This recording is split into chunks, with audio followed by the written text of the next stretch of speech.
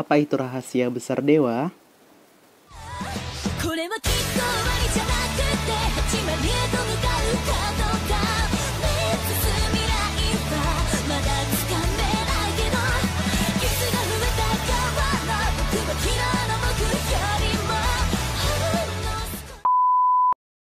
Hai guys, selalu di sini.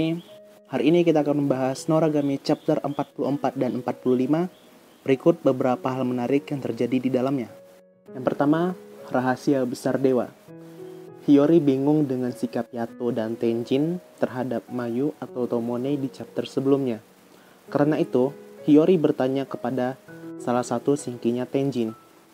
Lalu singkinya Tenjin ini menjawab kalau ada sesuatu yang sangat dirahasiakan oleh dewa kepada singkinya, yang disebut sebagai rahasia besar dewa. Rahasia besar dewa itu adalah ingatan dari Shinki yang masuk ke dalam ingatan dewa saat mereka menjalin kontrak. Shinki adalah roh yang tidak bisa tenang setelah kematiannya. Jadi dia tidak bisa pergi langsung ke akhirat. Kenapa bisa seperti itu? Biasanya Shinki adalah roh yang mati penasaran, biasanya karena pembunuhan, kekerasan, kezoliman, dan hal-hal sadis lainnya. Jadi mereka itu nggak bisa langsung ke akhirat karena mereka masih penasaran kenapa mereka bisa mati. Mungkin saja mereka tidak sadar kalau mereka itu udah mati.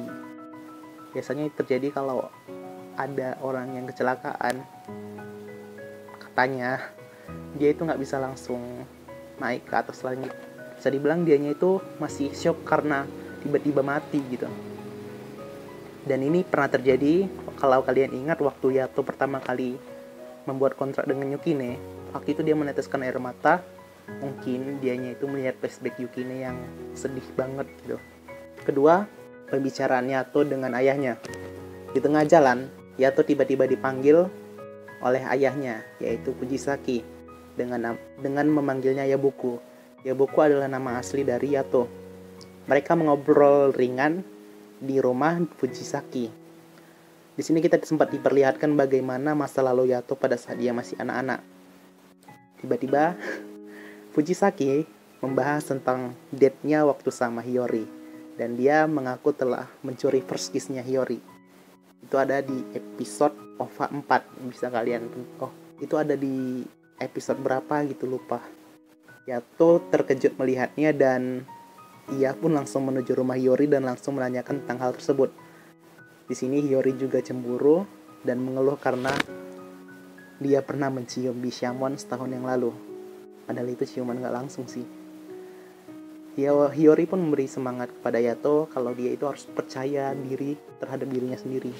Ketiga, pertarungan Nora dan Yukine. Selanjutnya ada pertarungan sengit antara Nora dan Yukine di sebuah danau.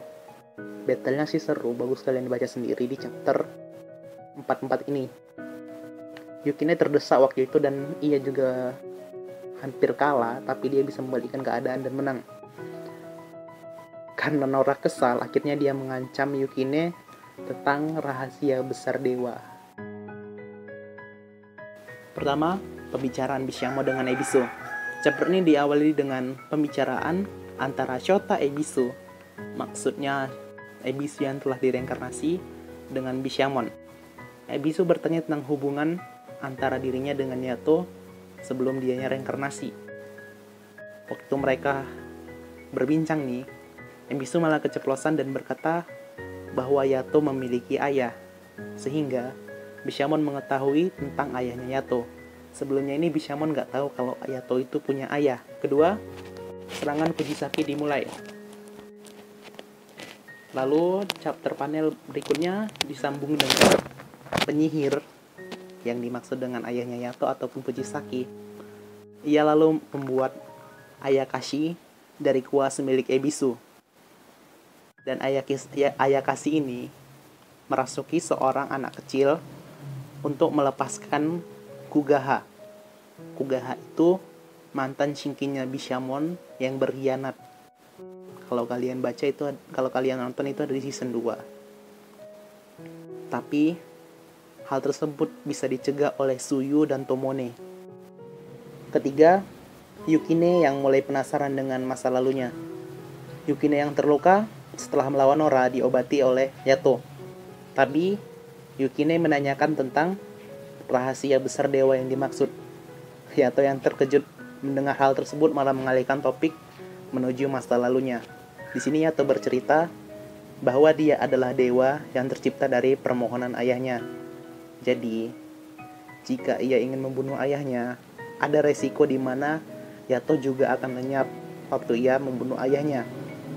Yato mengatakan kalau masa lalunya itu adalah rahasia besar dewa yang dimaksud tersebut.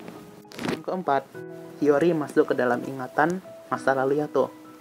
Hiyori yang mendengar pembicaraan mereka berdua datang pada saat mereka sudah tertidur. Hiyori menghampiri Yato dan duduk di sampingnya. Karena efek nyaman, membuat Hiyori tertidur di pundak Yato.